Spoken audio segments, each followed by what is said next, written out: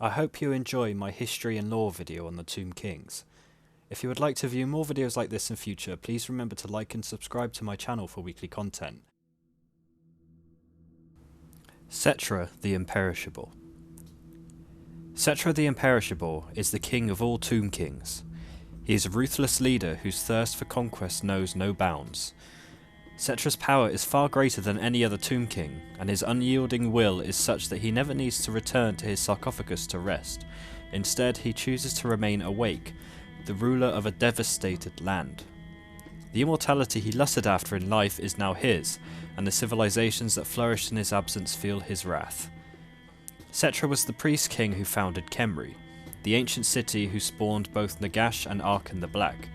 He was also the first of the priest kings to have his body buried in a pyramid, the likes of which now dot the plains of the blighted and misbegotten land of the Tomb Kings. He was a vain and egotistical man when alive, longed to hold a grudge and hateful of anyone who questioned his actions or motives. He cared little for the suffering of his actions caused others, and it is said that the populations of entire villages died while working as slave labour to build his pyramid. Of all the kings of Nehekhara, none could match the splendour, cruelty and arrogance of Settra, first priest king of Khemri. Under his inspired leadership and unparalleled ruthlessness, the many kings of Nehekhara were conquered and forced to pay tribute and acknowledge Khemri as the greatest city of the land. The tribes of the surrounding lands were conquered, and the armies of Settra spread far and wide, enslaving all before them. His war fleets ravaged realms across the sea, bringing the terror of the priest king to many distant lands.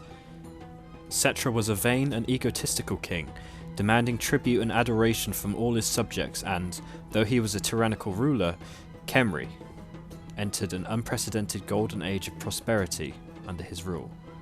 Settra's kingdom stretched across the land, but for all his conquests he was unsatisfied, knowing that one day death would rob him of all he had accomplished. In his arrogance he vowed that the grave would not claim him, and proclaimed that he would cheat death, setting his wisest and most powerful priests towards working on a means of preventing his passing. The priests journeyed for many years throughout the world, searching for a means of keeping the great king from death, but to no avail. Great was Settra's wrath, and though the priest's magic kept him alive far beyond his mortal span, they could not prevent his death. As he lay dying, the priests promised the king that it would one day be possible for him to return from beyond the grave and live forever in a golden paradise where he would reign eternally. When the king died, it was a curse on his lips, and his body was taken to the great pyramid of Khemri, where he was entombed beneath the earth to await the appointed time for him to awaken. Were it not for the twisted ambition of the eagle necromancer Nagash, Settra's plans might have come to fruition. As Nagash's powerful spell coursed across the lands of Nehekhara, legions of warriors and kings from ancient times stirred and rose from their sepulchres. Where the ancient kings had been promised eternal life in a paradise where they would reign supreme, they instead awoke to find themselves clad in rotted vestments and desiccated flesh, with their lands in ruins and kingdoms destroyed. The fires of pride and ambition still burned within their breasts, and they set about reclaiming what remained of their kingdoms. Battles raged throughout Nehekhara until the Great Pyramid of Khemri opened and Settra emerged into the blazing sunlight. Great was his fury at this disastrous reawakening, and he set about reconquering his lost realm, overwhelming all those lesser kings who stood against him and forcing them to swear terrible oaths of fealty. Having passed into the realm of death, Settra knew now that his priests had lied to him and kept much of their magic for themselves. His power was far greater than theirs, and he cast them from his lands, ordering his vassal kings to return to their tombs and await his call to arms. He would remain awake, king of a devastated land, ready to begin the reconquest of the empire that was once his. Immortality was now his, and the new races that had flourished in his absence would now feel his wrath. Following Nagash's defeat at the hands of the doomed priest king Al-Qadazar, he quickly managed to bring the undead population of Khemri under his control. When Nagash returned to life in his black pyramid at Khemri, he expected the undead he had raised and his spell to obey and follow him. By this time, Settra had been ruling the city for hundreds of years, and he was far too proud and arrogant to submit to any other ruler. Settra led his armies against Nagash and the smaller number of undead followers Nagash had been able to bind to his will, catapulting Khemri into civil war.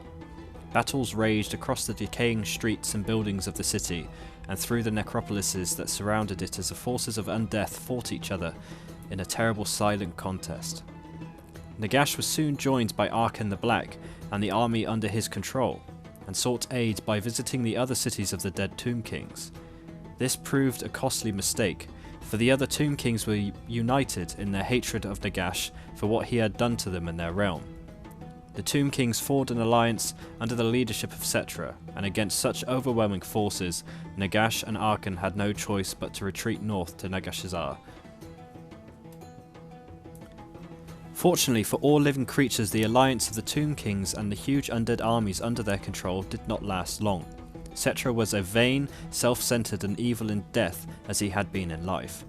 As the first of the Tomb Kings, he felt that all of those that followed owed allegiance to him, and he was outraged when they refused to carry on obeying his orders after Nagash had been banished.